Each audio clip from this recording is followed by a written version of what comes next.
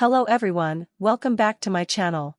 If you're new here, don't forget to hit that subscribe button and click the bell icon, so you never miss any of our book summaries and motivational videos. And if you find this content helpful, please give it a thumbs up or like, it really helps support the channel and lets me know you want more of these videos. Alright, let's dive into today's book summary. 21 Lessons for the 21st Century by Yuval Noah Harari. Summary from 4-Minute Books, written by Nicholas Gouquet and read by Jonathan McGinley. One-sentence summary. 21 Lessons for the 21st Century highlights today's most pressing political, cultural, and economic challenges created by technology while helping us prepare for an uncertain future. Favorite quote from the author. In a world deluged by irrelevant information, clarity is power. How do you prepare your children for the year 2050, or even the year 2100? It's a great question, especially because nowadays no one knows what the world will even look like. Historically, humans could make at least decent assumptions about where the world was headed, but in today's fast-paced, technology-fueled civilization, forget it. However, that doesn't mean it's not worth giving our best to prepare for an uncertain future. In 21 Lessons for the 21st Century, Yuval Noah Harari helps us do just that. After his previous bestseller, Sapiens, which explored the human past, and Homo Deus, which focused on our distant future, his latest book is about our biggest challenges in the here and now and how we can deal with them.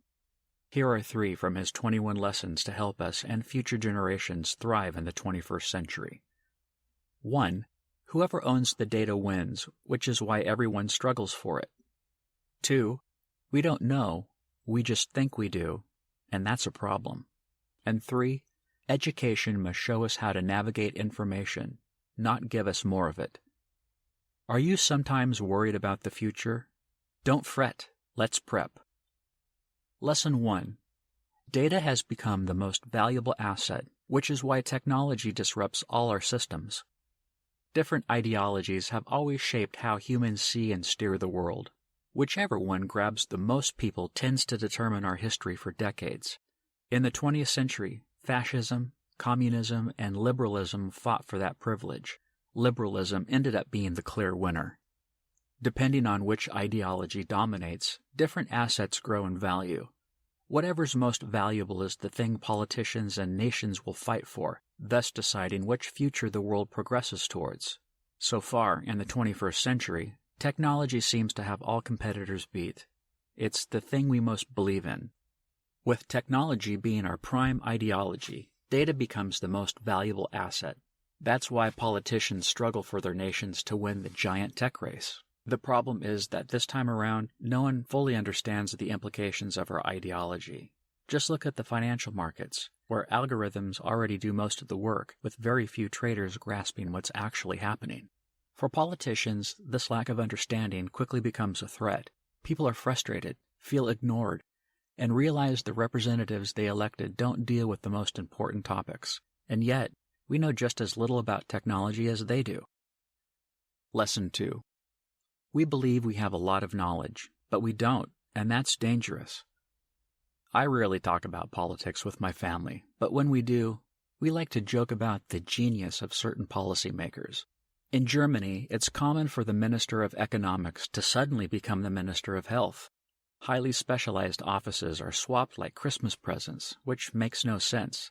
How can someone be an expert in both medicine and military defense? In reality, this problem befalls all of us, however. That's why we talk so much about cognitive biases on 4-Minute Books, to help us think a little better.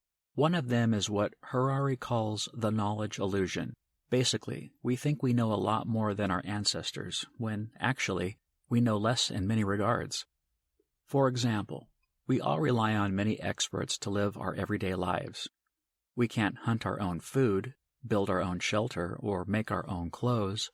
We think we're smart, but just because we can access all the world's knowledge doesn't mean it's already in our head. Instead, we should stay humble, be thankful, and do our best to never stop learning. Lesson 3. School needs to start teaching us how to think, not what to think.